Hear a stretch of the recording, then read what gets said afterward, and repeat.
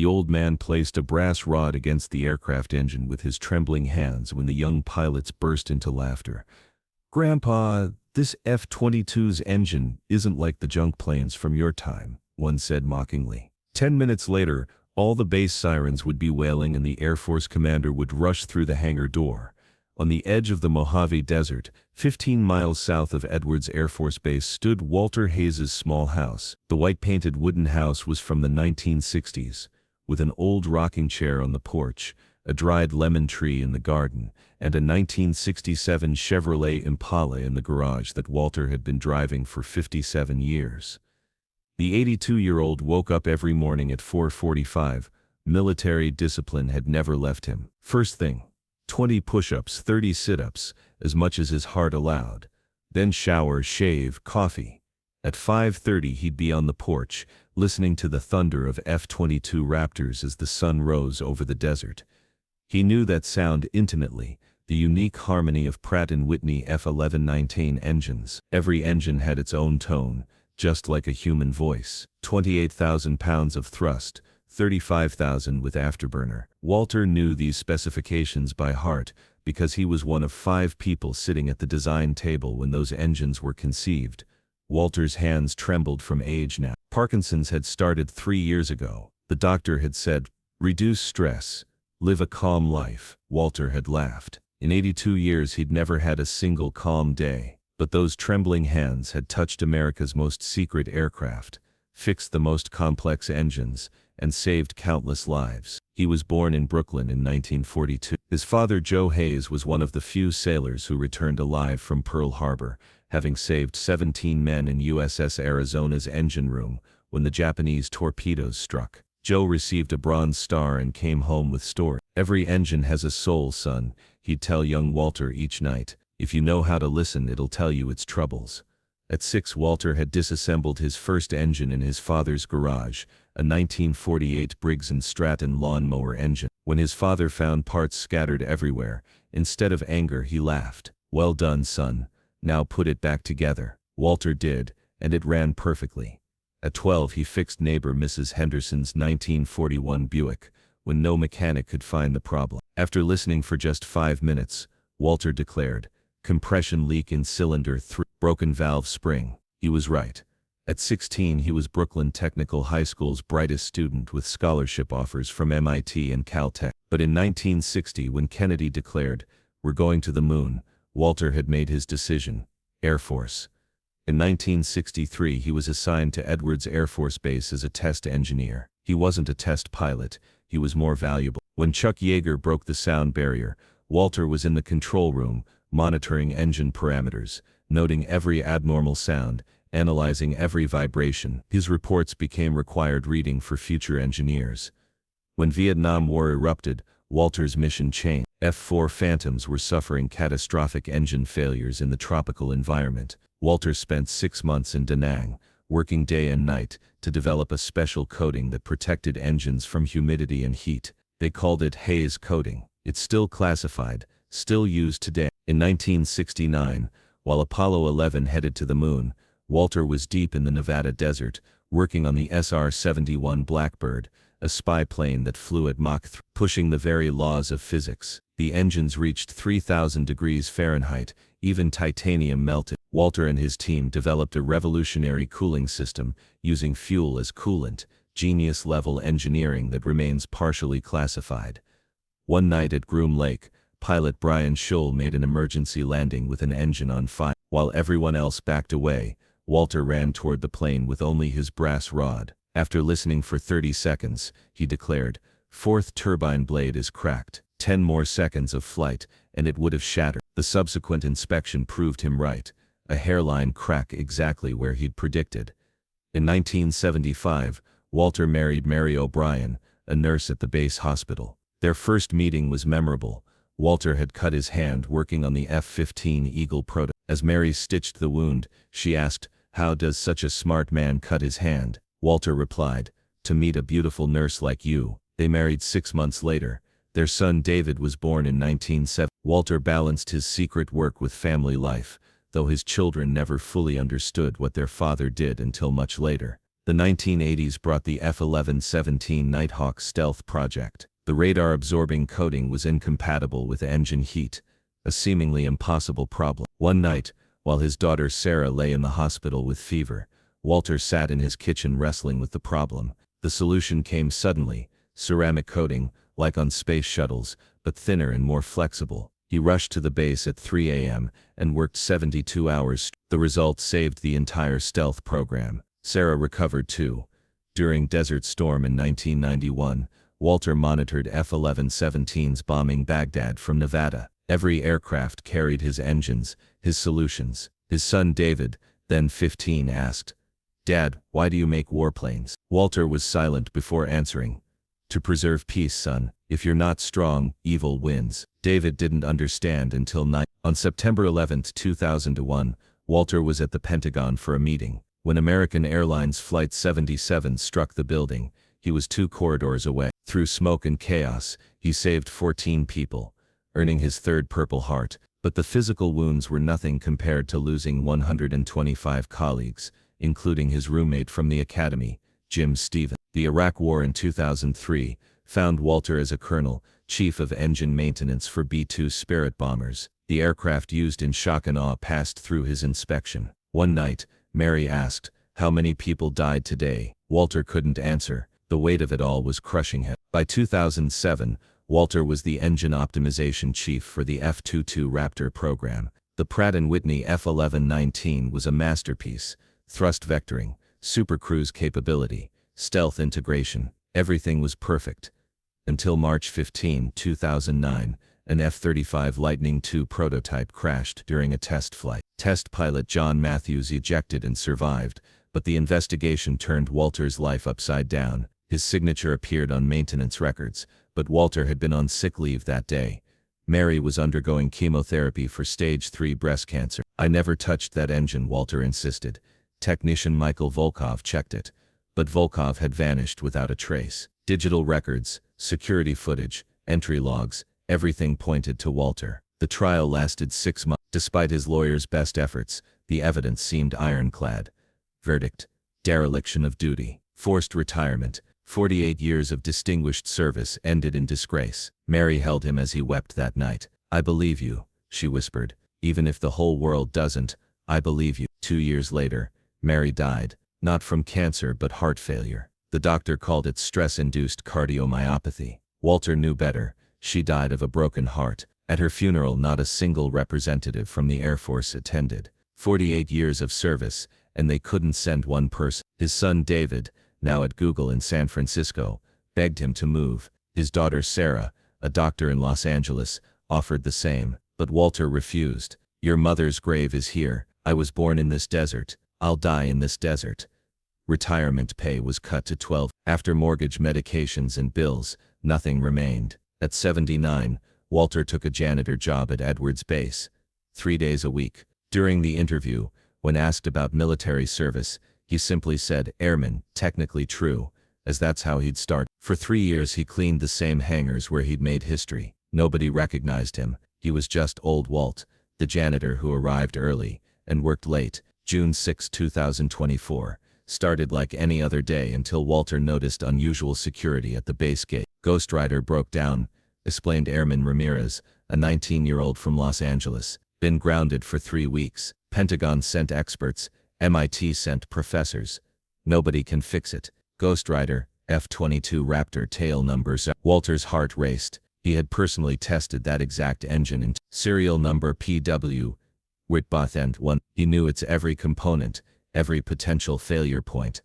In Hangar 7, chaos reigned. At least 50 people surrounded the dismantled F-22. Millions of dollars in diagnostic equipment lined the wall. The crown jewel of American air superiority lay helpless like a beached whale. 3 young pilots stood at the center of the storm. Captain Jake Morrison, 28, was a walking military cliché. 6'2", blonde hair, blue eyes, muscles earned in the base gym. His father, Colonel Richard Morrison, had been shot down over Iraq in 1991, tortured for 3 months. Jake lived for revenge against anyone who threatened America. 3 weeks, he shouted. This piece of junk has grounded the entire squadron. The Russians and Chinese are laughing at us. Lieutenant Tyler Chen, 26, represented the new generation, MIT graduate, with a 3.97 GPA, dual degrees in aerospace engineering and computer science, IQ of 52, spoke 4 languages, believed everything had a mathematical solution. I've run every diagnostic algorithm, Captain. The problem defies logic.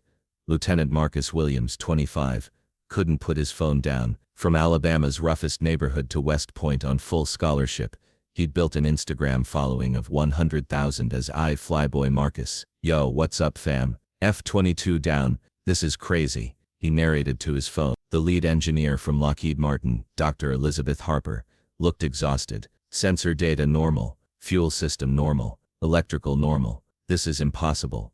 Pentagon's expert, Colonel Dennis Thompson, had spent $5 million in 3 weeks with 0 result. MIT's Professor Zhang Wei had brought quantum sensors, nothing. Chief Technician Carlos Rodriguez, after 20 years of experience, was at wit's end. We've replaced every part, renewed every cable, recalibrated every sensor. Nothing worked. Walter quietly parked his cleaning cart and studied the exposed engine. His trained eyes caught what others missed, a barely perceptible color variation on turbine blade 7, indicating microscopic stress fracture. Fuel injectors 3 and 5 showed asymmetric carbon buildup, suggesting irregular fuel flow. The air intake channel displayed a spiral wear pattern indicating turbulent airflow. But the crucial tell was the engine control unit's LED indicator, a minimal flicker every 3.2 seconds that nobody else noticed. Walter recognized it instantly. Software glitch, version 2, containing a buffer overflow error that filtered out the 3.5 kHz frequency range. A bug so secret that even Pentagon didn't know about it. He pulled out his brass rod, a 70-year family heirloom. His grandfather Patrick Hayes had used it to listen to German tanks in Verdun. His father Joe Hayes had checked USS Arizona's engines with it at Pearl Harbor. Now it was Walter's turn. "Excuse me," Walter said quietly, "I want to listen to the engine." Jake turned with undisguised mockery. "What is it, Gramps? Clean the floors later. We have actual scientists working here." Tyler adjusted his glasses with a condescending smile. "Listen, in what frequency range? At what decibel level? Do you even understand harmonics?" Marcus immediately aimed his phone. "Yo, this is lit. Janitor Grandpa gonna fix the Raptor." His Instagram live exploded. 100 viewers, 500, 1,000 in seconds. Dr. Harper tried to be polite. "Sir, this is a $120 million aircraft with classified technology. Perhaps you should."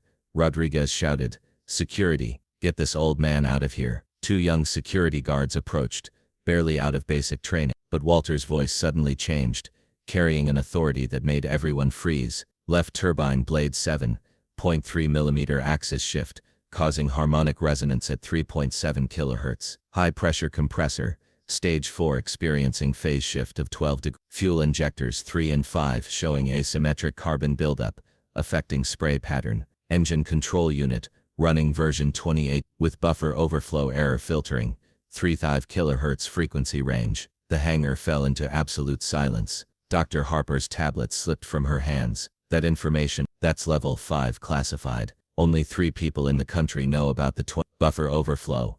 Rodriguez's face went white. "How could you possibly?" Jake's phone clattered to the concrete, screen shattering. Tyler's 52 IQ couldn't process what he'd heard. Marcus's live stream exploded with comments. "WHO is this guy? Google Walter Hayes now. Holy shit. Colonel Hayes, SR-71 designer, living legend."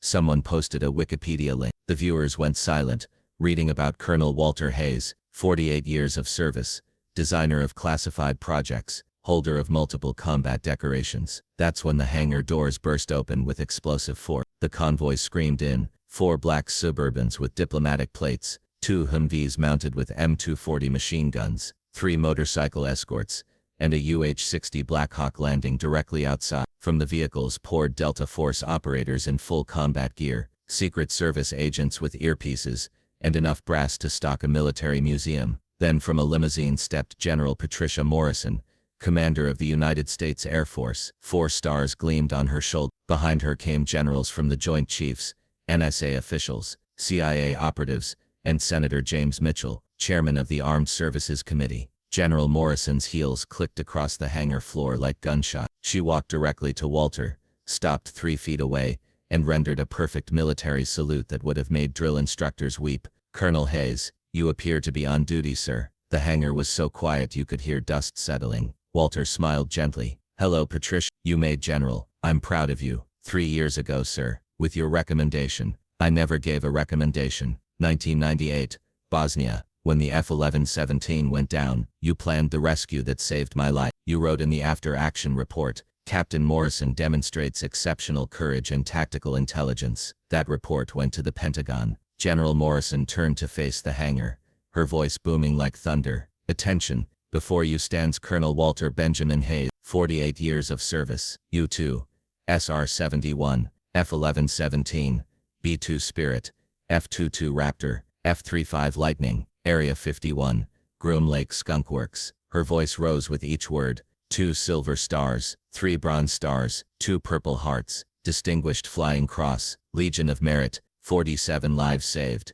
23 aircraft saved, $4 billion in prevented losses. Her voice cracked with emotion. And this American hero has been cleaning toilets in this base for 3 years. Why? Because we, the United States Air Force, betrayed him. Jake Morrison collapsed to his knees, his world spinning. Tyler Chen was sobbing, his genius brain finally understanding true intelligence. Marcus Williams's phone captured it all. 50,000 viewers watching history unfold. David Thompson from NSA stepped forward in his black suit. Colonel Hayes, 6 months ago we conducted Operation Karma in Moscow. We captured Soviet agent Michael Volkov, codename Eagle. Under enhanced interrogation, he confessed everything. He infiltrated Edwards in 2009 as a technician, sabotaged the F-35, and framed you. The digital records were fabricated.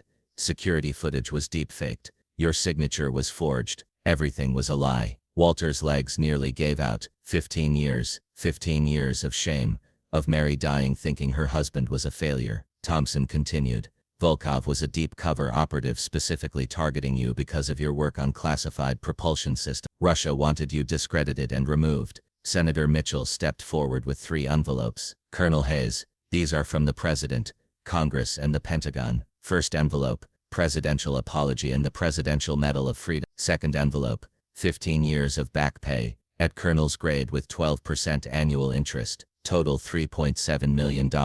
Third envelope, Pentagon consultant position, $500,000 annually for life, your own lab, your own team. Walter didn't even glance at the envelopes. He was thinking of Mary, wishing she could see this moment. Patricia, Walter said quietly, I'm 82 years old. My time is limited, but I have one condition. Name it, sir. Walter looked at the 3 young pilots. These boys need training, real training, not just how to fly, but how to think, how to listen, how to be humble. I'll teach them. He walked to Jake, still on his knees. Stand up, son. Jake stood on shaking legs, face burning with shame. Sir, what I said, how I treated you. You're young, you're arrogant, you think your wings make you special, but you can learn. The question is, will you? Yes, sir. Please, teach me everything. Walter turned to Tyler. You MIT genius. Come here. Tyler approached, glasses cracked from wiping tears. Sir, I'm so sorry. What's your IQ? 52. Worthless number. Can you listen? Can you feel? Can you respect? Without those, IQ is just empty digits.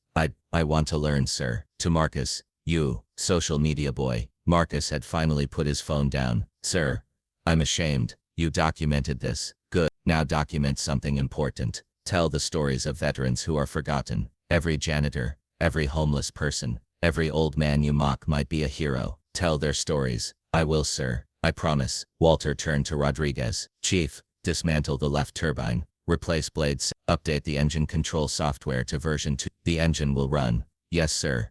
Colonel. 2 hours later, Ghost Rider's engines roared to life, perfect and powerful. As the F-22 taxied out for its first flight in 3 weeks, General Morrison stood beside Walter. The Pentagon's offer stands. But more importantly, Walter, we need your knowledge before it's lost. I accept, Patricia, but no office. Give me a hangar. Give me students. Let me teach. 6 months later, the Walter Hayes Aviation Excellence Center opened at Edwards. First class, 30 students. Jake Morrison, graduated valedictorian, his arrogance replaced with quiet confidence. Tyler Chen placed second, learning that wisdom beats intelligence. Marcus Williams came third while creating his documentary series Hidden Heroes that would win an Emmy. Every morning, class began with Walter's words, learn to listen. Every engine has a soul. Every person has a story. Every evening ended with "Be humble. Today's janitor might be tomorrow's salvation." Walter Hayes died peacefully on May 15, 2029, at age 87. His last words, "Mary,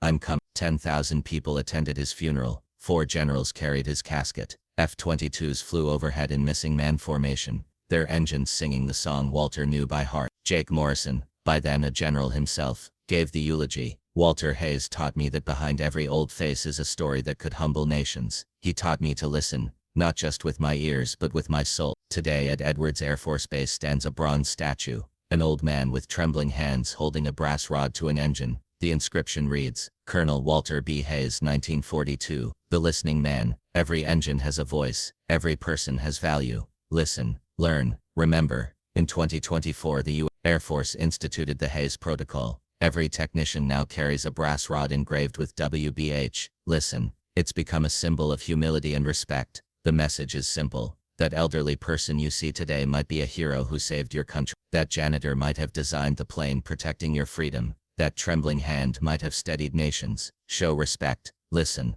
learn, because someday you too will be old, and hopefully, someone will stop and say, "Wait, listen, this person has a story, just like Walter Hayes." If you enjoyed this story, please like and subscribe to the channel, so you don't miss our next story.